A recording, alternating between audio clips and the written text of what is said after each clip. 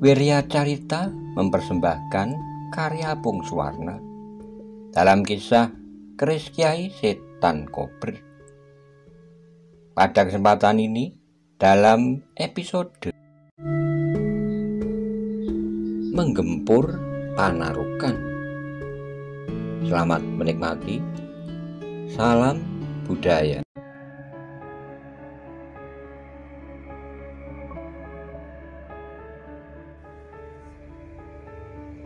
Ketika matahari sudah memanjat langit semakin tinggi, di dalam sebuah gubuk, Kanjeng Sultan sedang dihadap oleh semua tumenggung dan beberapa orang panci.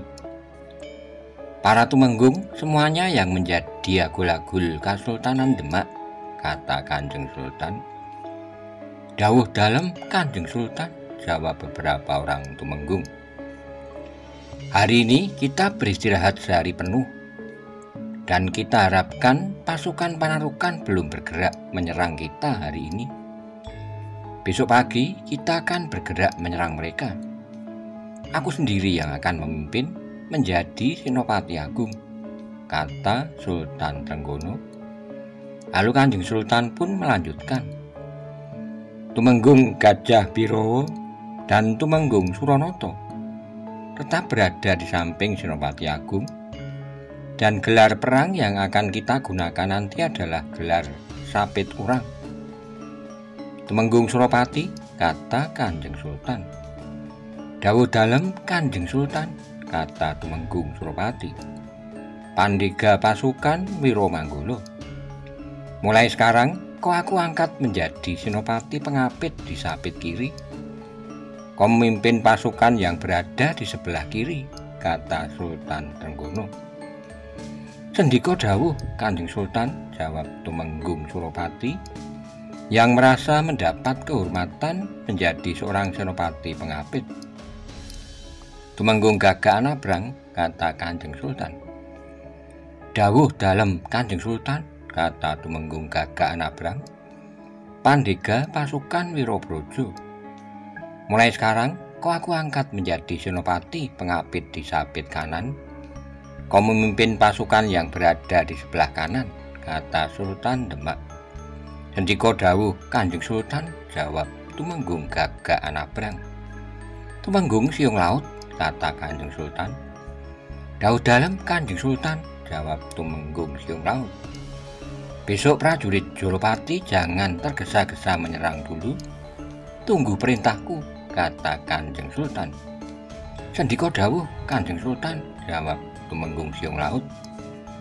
Besok, misalnya Senopati Agung tidak mampu menjalankan tugasnya, maka yang menjadi pimpinan seluruh pasukan adalah Tumenggung Gajah Birowo sebagai Senopati Muda, kata Sultan Trenggono selanjutnya.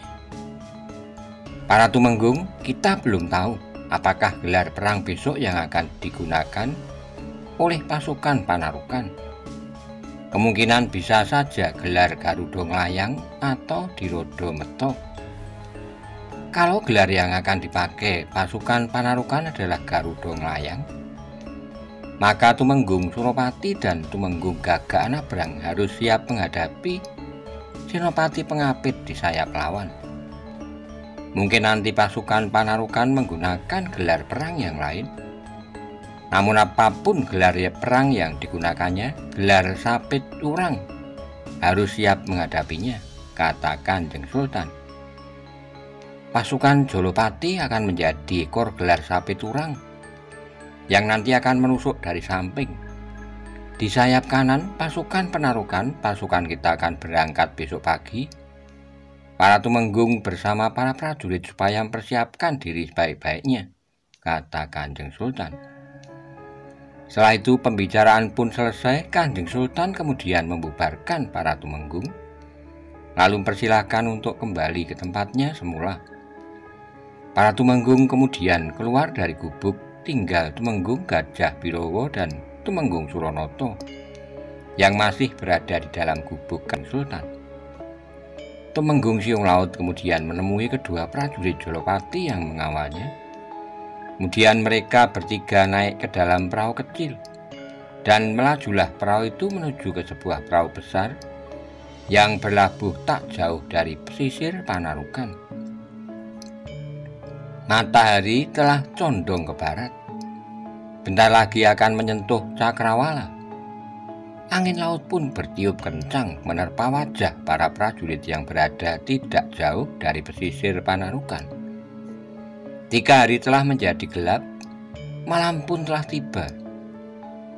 Seorang prajurit sandi yang membawa panah sendaren dan panah api sedang berdiri depan gubuk Kanjeng Sultan bersama Tumenggung Suropati.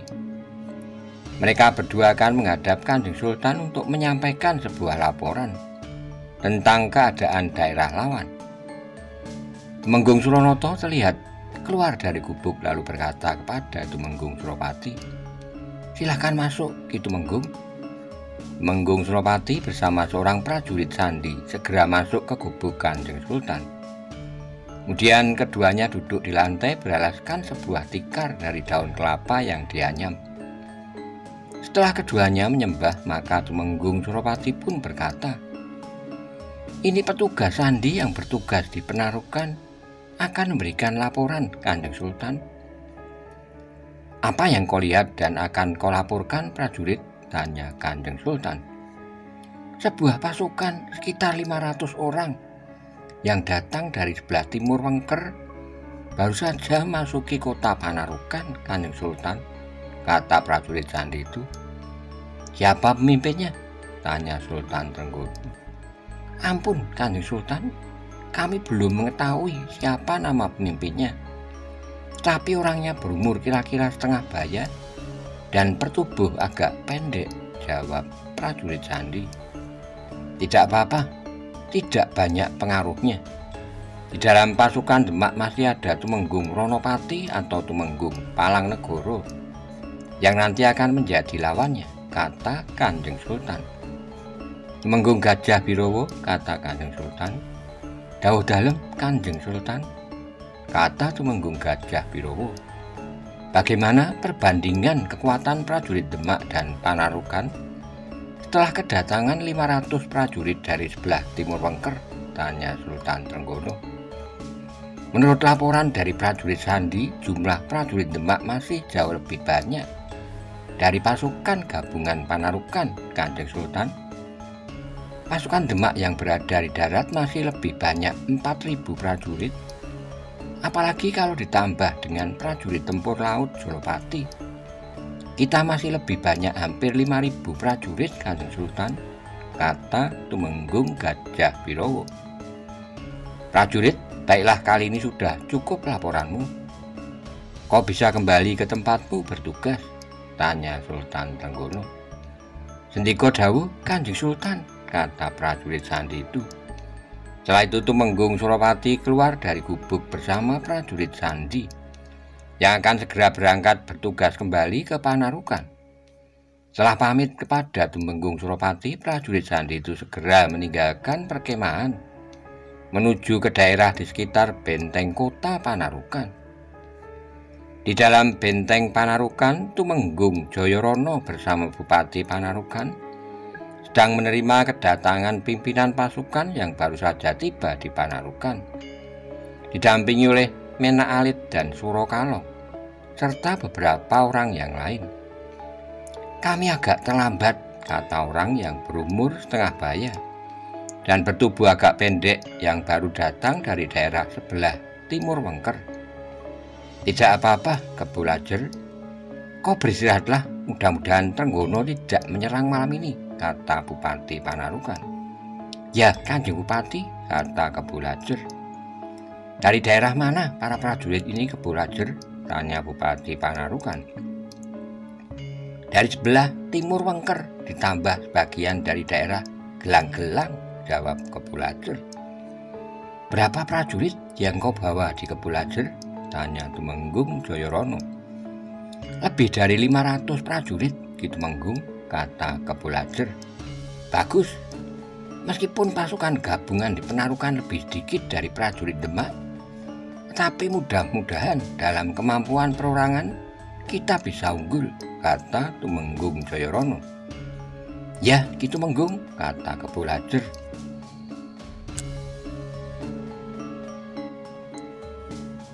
Sekarang kau bersama pasukanmu beristirahatlah, supaya besok pagi para prajurit dari Wengker dan Gelang-Gelang bisa pulih kembali kekuatannya, kata Bupati Panarukan.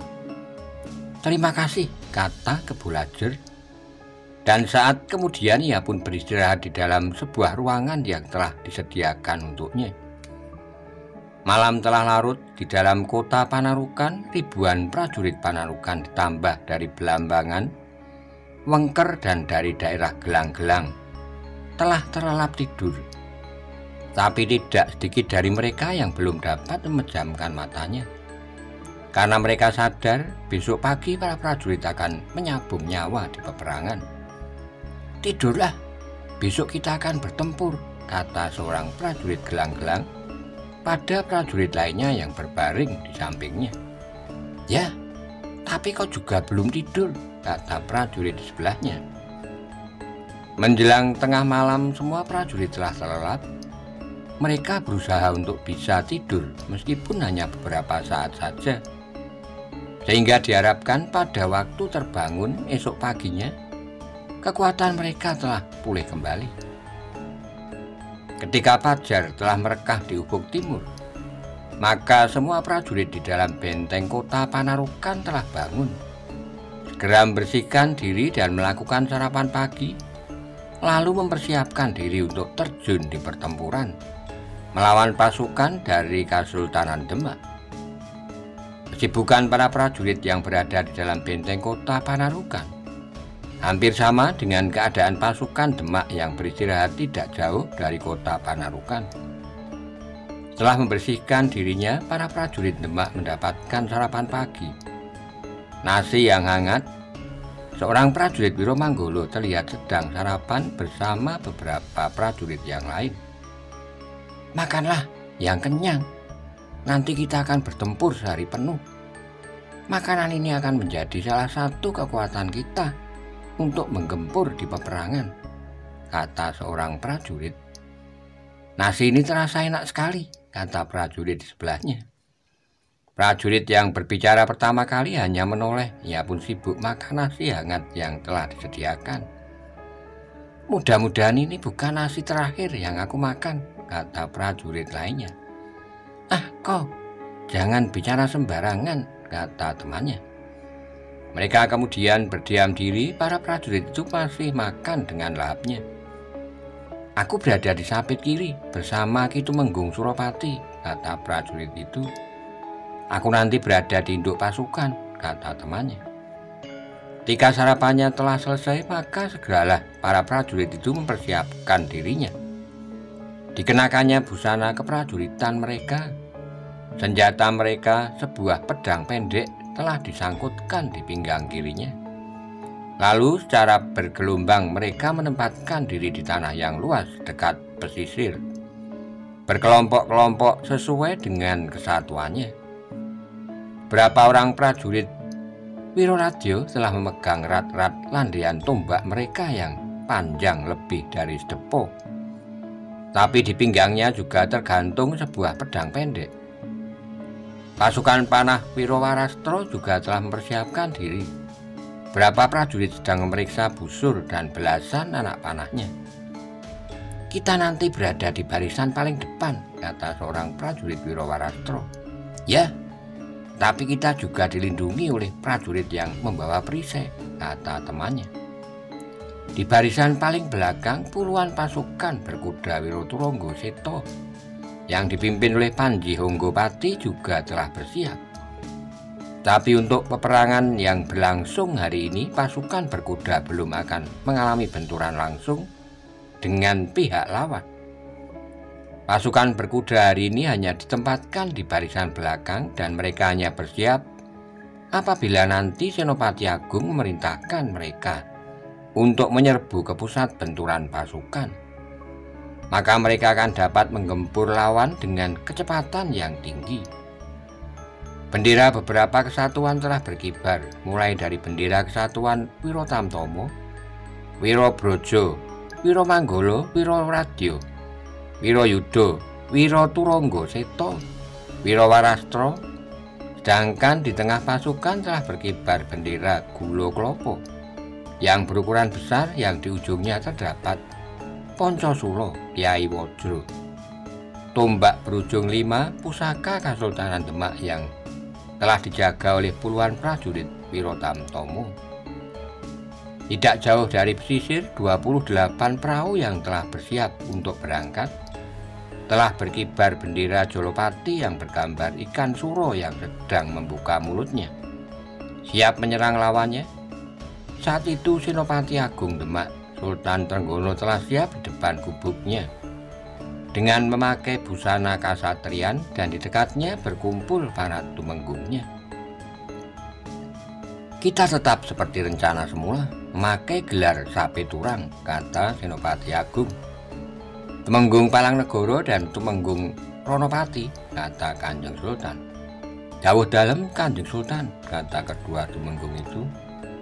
Tumenggung Palangnegara nanti berada di sapit kiri, sedangkan Tumenggung Ronopati berada di sapit kanan. Di pihak lawan ada seorang yang perlu diwaspadai, yakni pemimpin pasukan yang kemarin membawa bantuan untuk Panarukan sebanyak 500 prajurit. Itu tugas kalian untuk menyelesaikannya, kata Senopati Agung Demak. Ndika dawuh Kanjeng Sultan, kata Tumenggung Ronopati dan Tumenggung Palangnegara.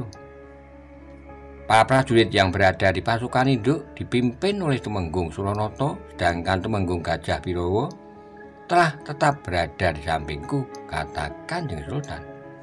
Ndika dawuh Kanjeng Sultan, kata Tumenggung Suranata. Baiklah, marilah sekarang kita berangkat. Para senopati pengapit dan tumenggung segera bersiap dan kembali ke dalam pasukan, kata Senopati Agung. Ndika dawuh Kanjeng Sultan, kata para tumenggung. Kemudian mereka pun segera berpencar menuju posisi masing-masing. Di sapit kanan, Panji Kertopati berjalan maju ketika melihat Tumenggung Gagak Anabrang menuju ke arahnya. Bagaimana Ki Tumenggung? Tanya Panji Kertopati. Kita tetap berada di sapit kanan, Ki Panji, kata Tumenggung Gagak Anabrang. Ya Ki Tumenggung, kata Panji Kertopati dari Kesatuan Wirabrojo. Kalau aku nanti terikat oleh lawanku, kau ambil alih pimpinan di sapit kanan. Beri perintah yang penting kepada para prajurit di sayap kanan, kata Tumenggung Gagak Anabrang.